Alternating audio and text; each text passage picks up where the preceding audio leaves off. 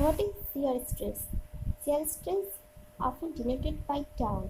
Tau is coming from the language of Greek, is the component of shear complanar with the material cross section. It arises from the shear force, the component of the force vector parallel to the material cross section. Normal stress, on the other hand, arises from the force vector component perpendicular to the material cross sections on which it acts. Common symbol is tau.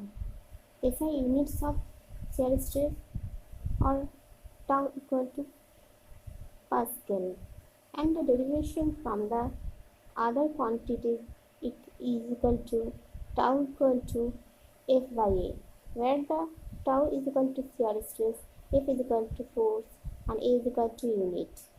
Okay. Here is an example in this picture. We can see a shearing force is applied to the top of the rectangle while the bottom is held in place. The resulting shear stress tau deforms the rectangle into a parallelogram. The area involved would be the top of the parallelogram.